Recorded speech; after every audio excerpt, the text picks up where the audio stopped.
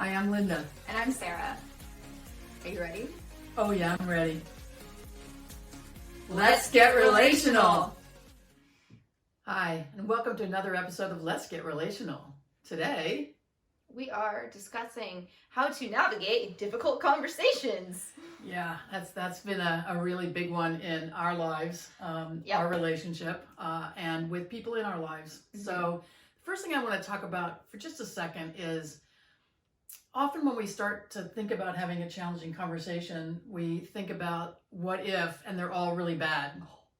Really, really bad. Really bad. Like the worst possible scenarios that you could ever come up with. You come up with right then and there when you're thinking about, but what if this could happen? But what about this could happen? This could be a thing that could happen. So and it's like you're trying to talk yourself out of the conversation by doing that. Or you're program yourself to go into the conversation in a lot of fear-based, really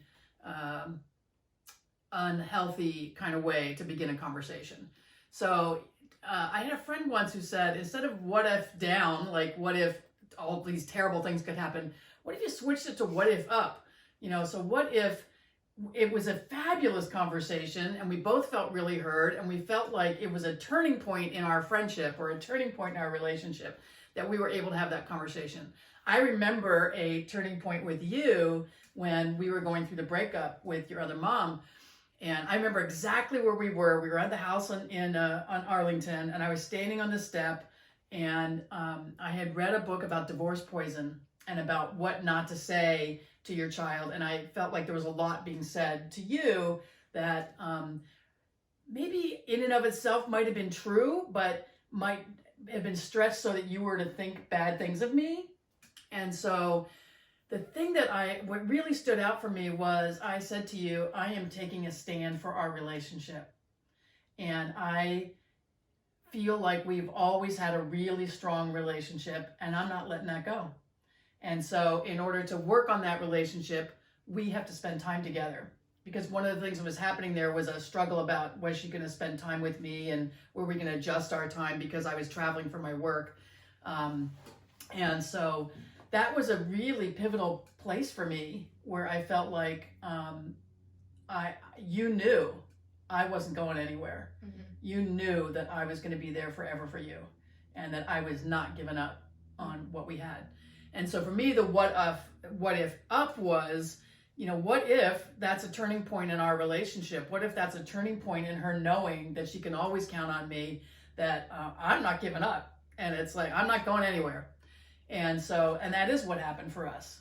It was a really big turning point of being really clear that this relationship is important. Mm-hmm. And we both really valued what we had together. So that's just an example of like kind of how a what if up could go. I could have would have downed that and said, oh, she doesn't want to be with me. Fine, I'll just like give it up. And I'll try to say I want to spend time with her, but I guess I should let her decide. She's old enough to decide. I could have done all of that. Mm-hmm. And and ultimately, had she decided she couldn't live with me for whatever reason or didn't want to spend time with me, I would have continued working on it and I would have respected what she wanted. I just want to clarify that part. But to me, we had always been close up until all of this stuff happened. And I just wasn't willing to let that go. I didn't care what anybody else did. So that's a what if up for me. Do you have one that you want to give an example of, like where you decided that you were going to be brave about a conversation and you decided to assume it could be good? I mean, I think with a lot of the people in my life and with like my friends, that they're more likely if something is upsetting, I'm like, you know what? They've known me for this long now. They're fucking stuck with me at this point. Like, we've had conversations about where, like, you know what? No, we're friends for life now. You can't get rid of me.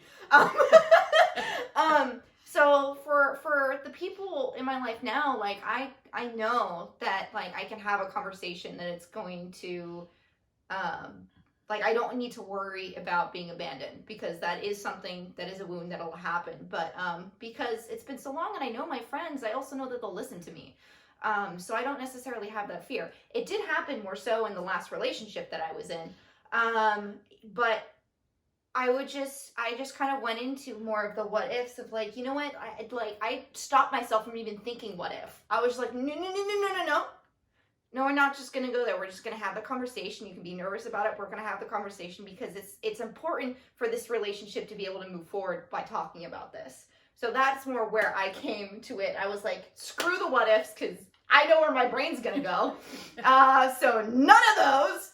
And instead just focusing on, okay, this is something I need to talk about because it's bothering me, and how can I say it in a compassionate and loving and, kind way. So that's where I focus my noggin on.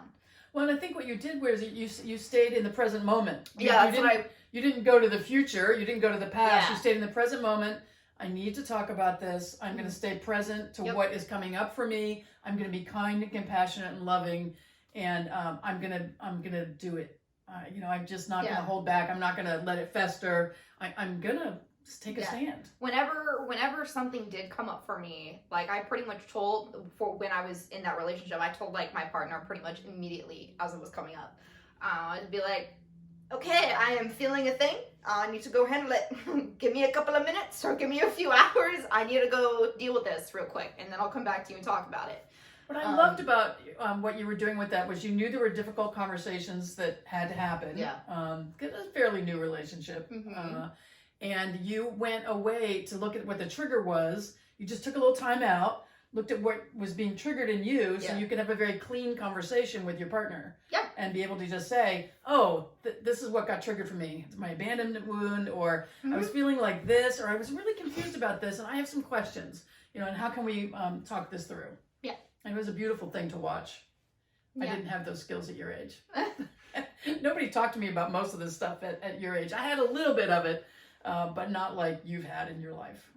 It's made a huge difference for how you do your relationships. Yeah, and it has influenced my friends too, more that they're more willing. That's part of what happens of them being receptive to having the difficult conversations, is because I'm gonna sit down and be like, I love you. You're my friend, you're stuck with me, but we need to talk about this because this could be an issue. So they're like, okay, yeah. Yeah. So then when you're imagining the conversation, imagine how you want it to go. Imagine that you're feeling heard. Imagine that the other person is feeling heard. Don't imagine the outcome. Just imagine that it's going to be a positive outcome that you're both going to be able to get to together. There's a sense of calm, afterwards. There's basically a resolution. Right. Think about a collaborative solution. Think of that collaborative solution being a resolution where you're both like equal standing and you feel good about it. Yeah. So you don't have to, there are things that I have done in my life where I've actually visualized the particular outcome I want. What I find when you're navigating a difficult conversation with someone in your life is that if you have an attachment to how it's going to be, you're going to try to manipulate the conversation to get there. And you won't be fully present to what is, and fully present to what's possible. Something far greater could be possible that you don't even know is there. Yeah, it may only come to you within that moment, in that conversation that you have this epiphany about like, oh wait, this is what I should suggest for a solution. You may not have that if you're so focused on this one pinpoint solution that you're trying to go for, that you have all of this attachment to, because that's what you think is the best outcome is. If you're so focused on that, you're not going to be open to any of the other possibilities that may, be 10, 20, 30 times better than what you've already come up with. Yeah. So, both of you probably know you have to have the conversation, but it might be more in the conscious mind of one person than the other. If you're having a conversation with your teenage child, they might not have it in their consciousness that conversation has to happen. They might, but they might not. And so finding a way to just say, to spend some time together and just be together and say, something's been coming up for me that I just want to check out with you and see how you're feeling and share how I'm feeling. Would that be okay with you? Is this a good time for us to do that? So really checking in to see if the timing is right. Yeah. We've talked about this a million times before. Timing's really important, to blurt it out to somebody, to tell them at a time when they can't respond, to tell them in a way that they don't have the freedom to have a response. Like if it's a terrible thing you're about to tell them, you're sick or you're leaving them or someone died or whatever, just be cognizant of like where you are environmentally and time-wise and all of that. There are some people in the world who just have terrible timing about conversation. and they just don't have a good way of doing it. Yeah, they just blurt it out. The word vomit. Word vomit. Deal. They're just like, they can't hold it in. They just got to release it. And you're like, I have to go through the rest of my workday having this information, and it kind of completely screws the flow, whatever. So that can happen, at any point. You could be out at a party, you can be out with friends, whatever it is. So it's important to just be aware of where the other person currently is located and what they're doing and who they might be with, to tell them, something that could throw off their whole day. Yeah. Yeah. Or maybe they're going into an important work meeting and you say, we really need to talk. We need to talk tonight when you get home from work. No! Such a bad time. Just say no. Don't do it. No. And hopefully in all of your relationships have some ground rules for how you communicate with each other. And, for us, we don't yell and scream at each other. That's not what happens. No, we may, at least I will make, frustrated noises at things, but like, it's not, there's not that sort of aggressive communication is what I would sort of call that. It's more of like, if we get frustrated, we're like, okay, why are you frustrated with me? Like, what's going on here? Kind of deal. But from the time she was a child, I did my work, so I wasn't reacting to her. I was responding to her. She had freedom to feel the feelings she had and to learn how to work with them. And so if she was upset and crying and I was yelling at her or, making her wrong or making her small or whatever, that wasn't going to help her learn how to deal with all those feelings. So being able to calmly talk about what it was and also set parameters for what's appropriate and not appropriate. This didn't ever happen with us, but I watched other parents and their kids with the kids like talking really badly to the parents. I mean, just so disrespectful and mean. And disrespectful is one thing, mean is another thing. And I was just shocked at what people were willing to tolerate. And I just don't agree that you need to tolerate that stuff. No, it's just like, basically, if you tolerate, especially if you're a parent and you're tolerating that from your child is going to do that to everyone else in their life. Exactly. Exactly. They're going to do that to everyone else. And by being mean, in some ways, that's basically bullying, is that they're bullying you. And so by allowing your child to bully you, your child will bully other people in their life. And that's just how they're going to communicate. And that's not healthy. That's not good. So it's important as a parent that you have to set boundaries and the parameters for your child to understand the best ways to communicate and the most healthy ways to communicate, because they'll be able to bring that to their other relationships as they get older. So if there is, and they'll realize when something is wrong in communication in their other relationships, if you set up those boundaries and teach them those as they while they get older, from a toddler to like a teenager, so that they have awareness of it, so they're not going to put up with things where someone is trying to bully them in a relationship. They're going to be like, no, I'm blocking you, like, nah, I'm good, Not going to happen. thank you. Yeah. So yeah, I think that's really important to really look at how you allow people to talk with you. And this is not just parent-child relationship. This is friend relationships. oh yeah. This is sister-brother relationships. It is romantic relationships. How do you allow someone to treat you? You have to look at not blaming the other person, but, we teach people how to treat us. And so for you to tolerate that stuff means you're teaching someone to treat you that way. Yeah. And the more you allow that, the more that they are going to feel like they're entitled to treat you that way. And that's not okay. I've worked with a lot of people, and I remember one woman I worked with years ago who was a stay-at-home mom, and she was coming into the workforce, and she was just overwhelmed with everything. And so my assignment to her was to take a bath and lock the door. And she didn't have toddlers. She had teenage and young adult kids and a husband. And I said, lock the door for 15 minutes and tell people that you're not available. And she spent the entire 15 minutes crying and just feeling like she had, for decades, had not taken time for herself. And so she had taught everyone that her time and her feelings were not important. And the only thing that was important was that she was there to serve their needs. And she had a huge breakthrough just with taking a bath. I mean, that's an amazing thing. And she went on to be super successful in business, to create a really beautiful balance in her family life, and to teach people that they can be a little more self-reliant, and that she deserved a life too. And it's like, it's little things like that. I mean, sometimes, you know, the work we do with people isn't about some like huge awakening. It's like, take a bath for 15 minutes and lock the door and don't respond. And I can't tell you how many moms, I don't, maybe it happens to dads too, especially now during all this quarantine time we've had. But the minute you get on a phone call, the minute you have an important meeting, your child or your spouse, someone needs your attention. And so, you know, really having people learn how to do that is such a great gift, because it helps people self-modulate, self-soothe, be self-reliant, and it makes a huge difference. So one of our ground rules when we established when she was a teenager, well, first of all, when she was younger, it was to be respectful in how we talk to each other. And I was not a yeller at her. I was not I didn't hit her. I didn't do those kinds of things. That just wasn't my way of relationship. And then later as a teenager, you know, when I was feeling super stressed and trying to manage things a lot on my own, to be able to say, you know, I need to be able to ask you to do things and have this all work. And she said, oh, okay. So I'll do the things, but you have to let me complain about it. I'll do it humorously, but you gotta let me complain. Because it was like, I still do this. And now it's just kind of like a joke that when someone asks me to do things, even if it's like, hey, can you pass me the salt? I will say no and still hand them the salt.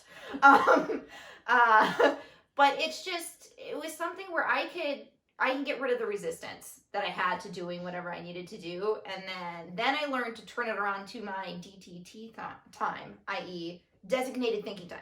So I turned chores into something where I could, like, you know, meander into my, you know, brain and think about fantasy worlds and whatever I was reading or whatever I was watching at the time. And sort of, you know, do the things, but have fun while doing it. So I now enjoy cleaning. Yeah.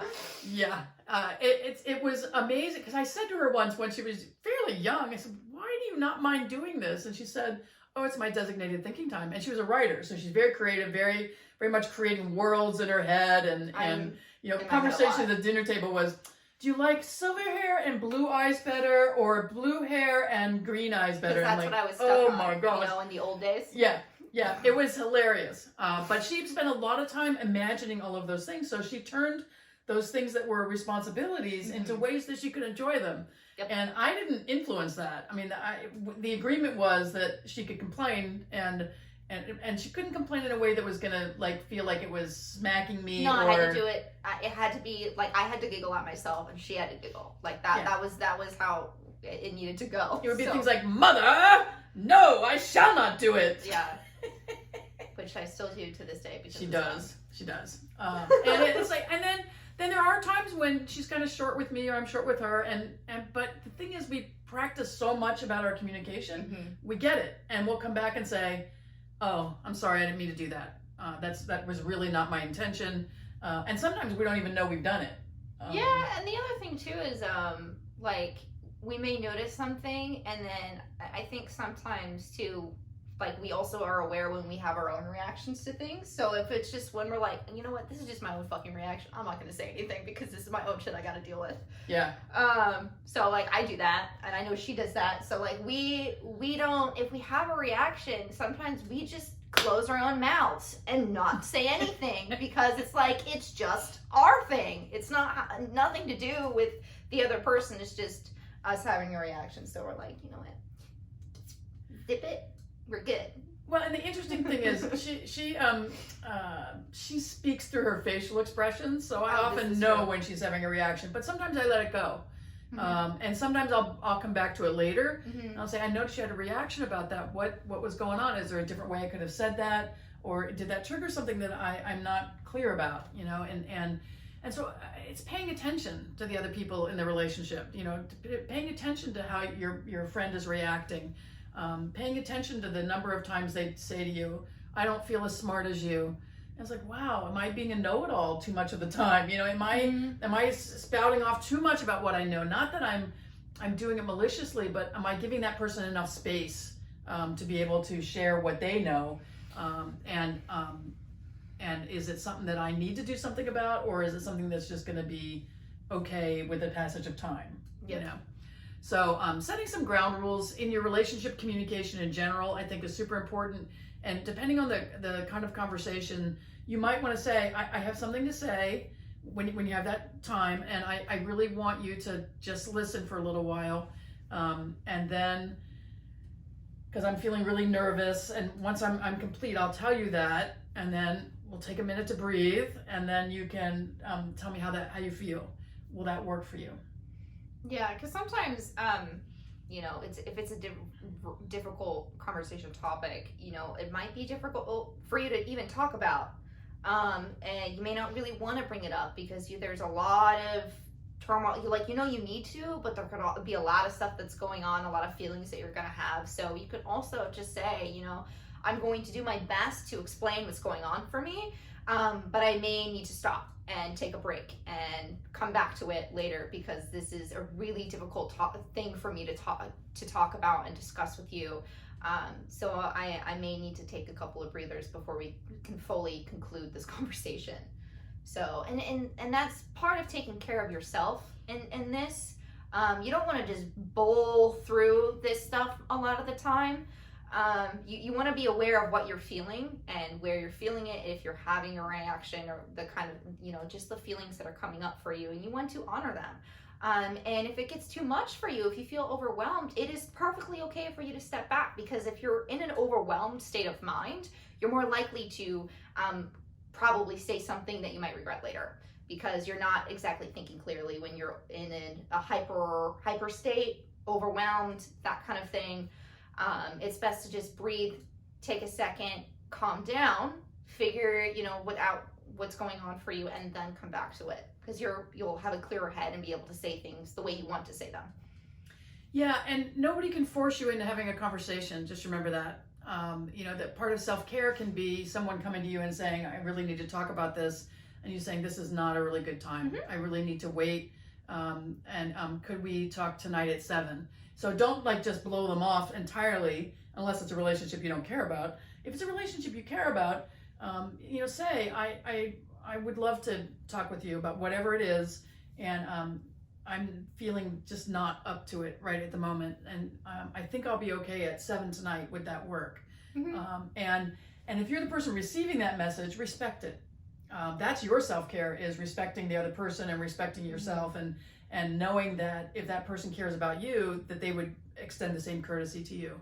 And so really checking in with yourself about, are you able to do this? Are you ready to do this? Do you have the physical resources around you? Are you warm enough? Are you cool enough? Are you comfortable enough? Do you have your tea, your water, whatever it is, to be able to do that? Are you ready with your breathing, so that you can just hear what needs to be heard? Because it's just human nature for us to go all over the place. We're going to futurize. No matter what we hear coming out of their mouth, we're going to think it's going this particular direction. Stay present in the moment.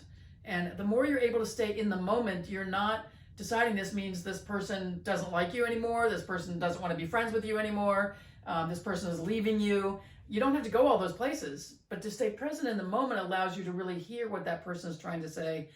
And you're allowed to be quiet and not respond right away. And you're allowed to say, I need a little space, a little moment here. Just let me let all this settle in.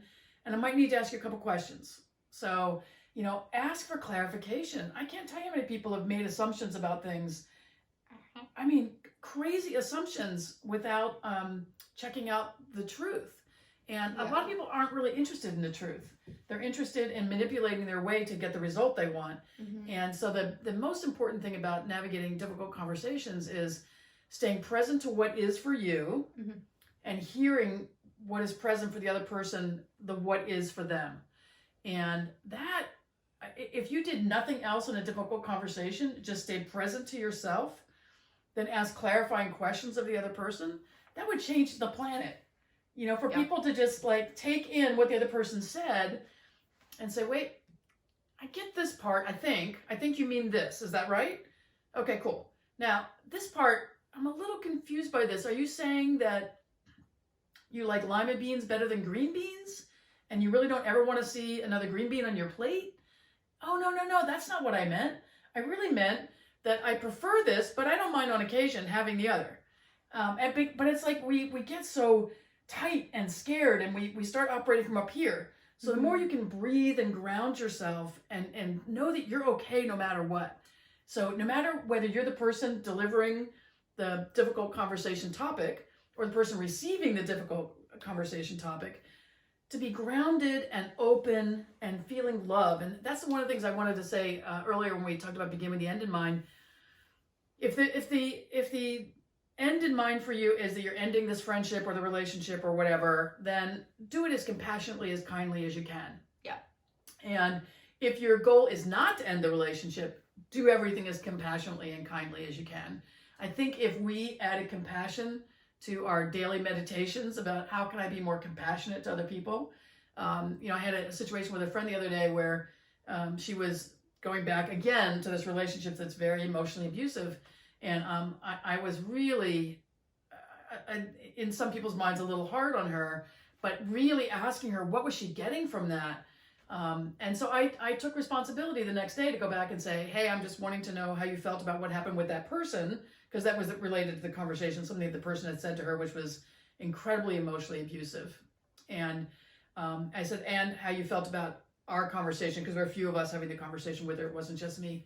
And so we got on the phone and had a really good talk about what was going on. But I took responsibility when we'd had a difficult conversation to keep going with it and to come back, because I value the friendship, and to say, here's what I was hearing in that, and it's really hard to see you allowing yourself to be abused in that way.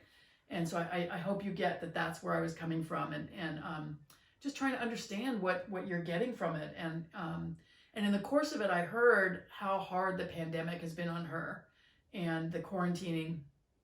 And it's so funny, I was looking at a friend who's in Maui right now visiting, and she was out on whale watch cruises and eating in outdoor dining. And it's like, we're living in Sonoma County in California, where we are supposed to stay only in our own households. We're allowed to go out for exercise. And this is into the 11th month of isolation. We've been allowed out a little bit, but it started in March. Right, and now we're in January. So it's been a long while, and sometimes you just feel like there's no other reality except the one you're in. And so I see this friend on a pretty regular basis, but I didn't realize how much that was affecting her. And that's why she was responding more to this person who was pretty available, even though she treated her badly. It was something she could count on.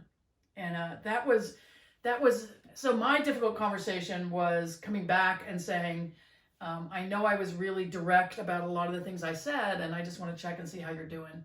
And I stayed neutral about what her response was, and just wanted to, accept her with hands open and heart open, and just be a space where she could talk more about it, and where I could ask clarifying questions about why, to put up with that kind of thing. So anyway, do you have more to add for any of those categories? No, I think we got everything.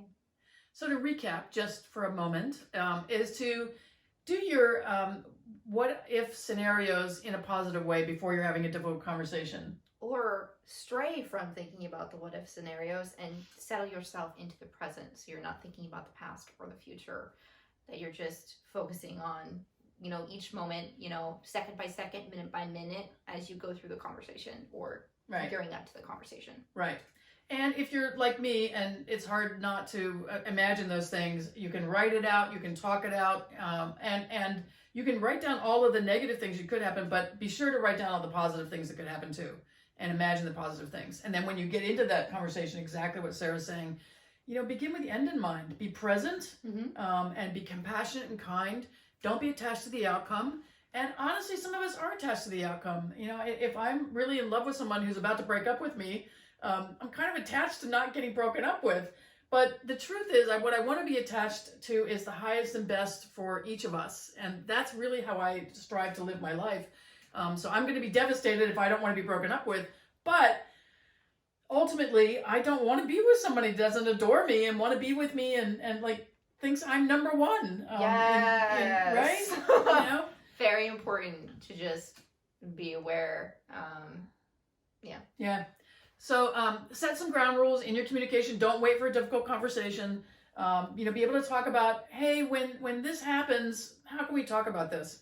And one of the things I think we should talk about at some point is I was reading something somebody wrote the other day about how their partner leaves open all the cabinet doors and leaves the dishwasher open and all this other stuff. But they're able to not focus on that, and they're able to focus on all these other things that partner does for them. So they just go and they close the cabinet doors and they close the dishwasher. So in their relationship, they've really learned to focus on what's really important and to figure out the things that matter the most to them and to allow for each other's idiosyncrasies. Which is good because everyone has them. So it's important just to accept people for who they are and really truly be aware of what you find to be the most important. Like, not like that they leave cabinets open. It's like a really small, minuscule thing in comparison to a lot of what can happen in a relationship. So. Yeah. And so the final thing we want to remind you of, because you're going to hear this a lot from us forever and ever. And a day. Yes. Is that self-care is the most important thing. Make sure that you're taking care of yourself in the conversation. You're allowed to say not now. You're allowed to say, oh, I need a little space. You're allowed to do whatever you need to feel safe and secure. And no one can make you have a conversation. Yeah. So no one can make you do anything. So it's you have to consent to it. So make sure you're in a place, the timings are right, you're around the people that you want to be around, or you're by yourself, whatever it is, so that you can have that conversation and say no if it's not the right time for you. But also, be like, it's not the right time. Can we do it here? Can we do it then? Whatever it is. I was at a lecture once of a famous author. I don't want to use her name in case she wouldn't like that. But what she was saying was that she had a really good friend who would always say things like, can I be brutally honest with you? And she would say yes. She would let her do it. And then the person was just like destroy her writing or just say something really mean to her, until finally one day she thought, when someone says that, they're asking you for permission to be brutal towards you. Yeah. Think about that. Can I be brutally honest with you? Can I be brutal with you? And so from that day forward, she said no. Yeah. And friendship, I think, dissolved, but I'm not positive. But really pay attention to whether or not you want to have those difficult conversations. There are people who want to manipulate you. There are people who want to try to make you be a certain way, bring you down. Yeah. And you don't have to have those conversations. No, you don't have to have those people in your life, period. Yeah.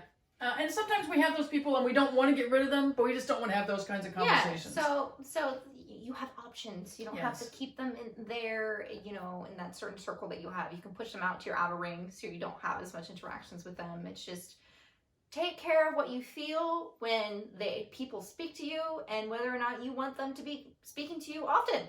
Yeah, exactly. Pay attention especially as we begin this new year, pay attention to what you're allowing into your body, into your mind, into your environment, and distance yourself from those people who are energy vampires and who are mean. There are people, and I'm not saying anything negative about those people. They're mean for a reason. They became mean because something happened to them. But you don't need to take on their meanness. And it's not your job. You get to take care of yourself. Mm-hmm. So remember, self-care is number one. And that doesn't mean you abandon your children, your partner, your friends, your family. That's not what that means. It means that you get to consider your feelings first and make sure that your needs are being met. And often your needs have to be met by yourself. You're going to just be needy toward other people if you don't do that. So self-care. Amen. Self-care. Exactly. And until we meet again, we love you. Mwah.